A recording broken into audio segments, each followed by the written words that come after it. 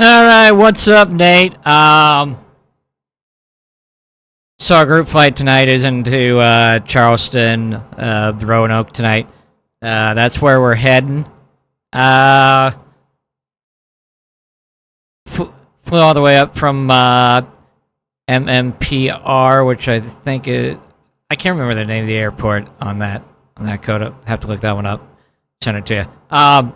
But anyway, this here's the Tullus 321 Neo. It's totally licensed, 100% study level aircraft from Airbus and developed by Tullus, so everything is functional, even the circuit breakers all back here and all that stuff.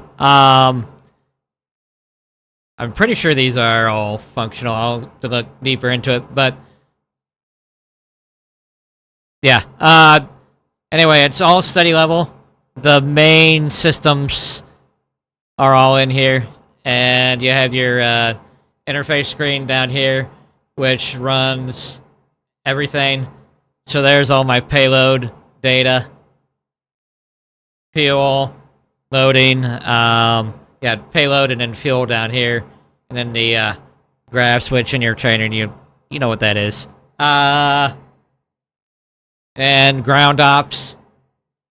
And the neatest thing I love about this one too is it's integrated with Navigraph and SimBrief. So I just make my flight plan on SimBrief, and then I come over here, and then on the init page, the initiation page, it'll say request init, and of course in your training you'll see that again too, and it'll pull directly from the SimBrief servers. Of course the payloads are off from what SimBrief says versus what I actually have in the loaded in aircraft.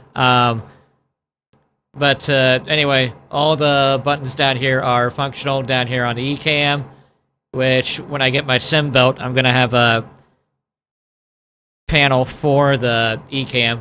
So everything's all there. And you have your clear button, system, recall, another clear, takeoff config. Select that, takes you back home to your main screen. And then, of course, the ECAS page. And down here, I just have my PFD and HSI. And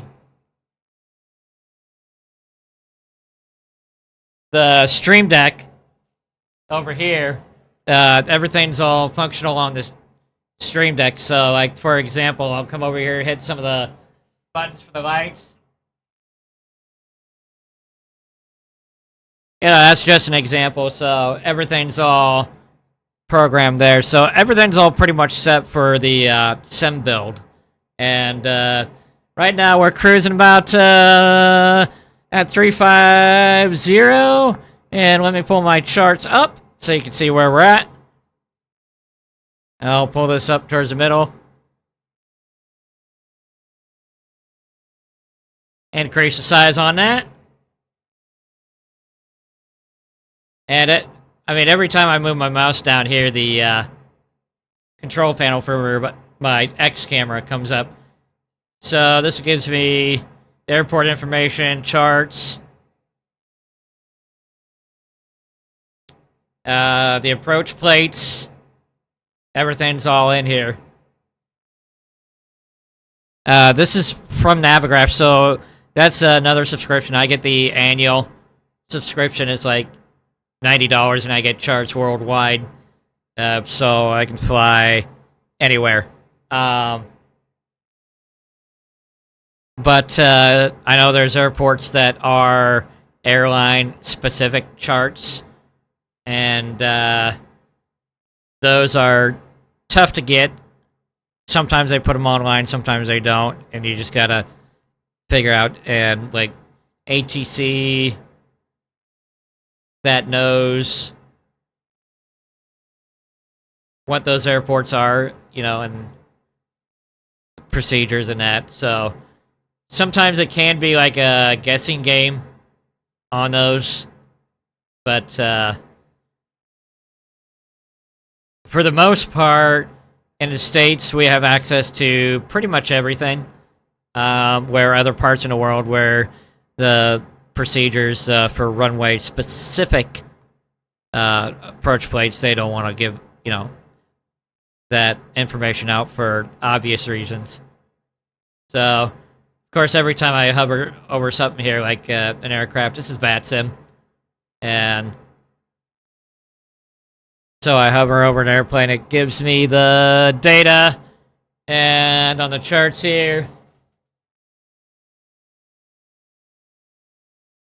I can pull up weather, too, and there's not much happening right now for weather, so.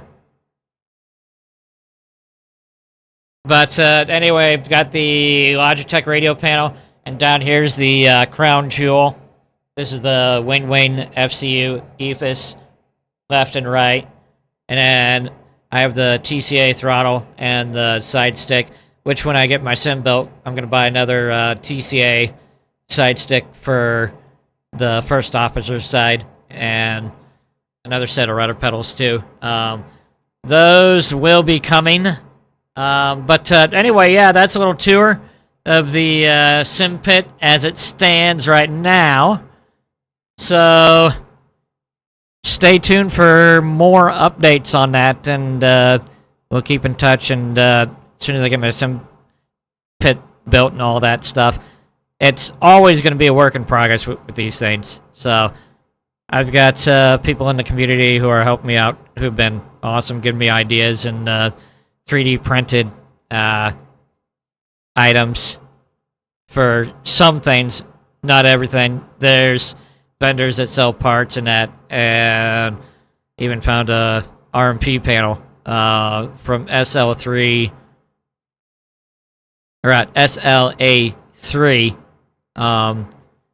which I'll send all that over so you can see what those look like. And some of the stuff is scale 1-to-1. Some items I'm probably not going to do that, you know, just for simplicity and, you know, budget-wise. But for the most part, going to try to keep the budget on the sim pit down. And then eventually when funds, you know, start coming in, you know, then that's when I'll go and buy the replacements for the real parts. Probably from CP Flight or Flight Deck Solutions, which are other ones too. But the overhead, let me pull my charts down. There we go. So like for the overhead up here, probably not going to do like a full overhead. You know, just for budget and simplicity. But anyway, all these are data refs in the sim. So every time I pull something up, it's going to pull a command up into sim. That way I can send it to an Arduino board and then, you know, have the button response instantly. So, yeah, pretty cool stuff I'm getting into. But, yeah, we'll keep in touch and have you come up and sit in the left seat with me sometime. So, anyway, take care, and we'll see ya. American 202, out.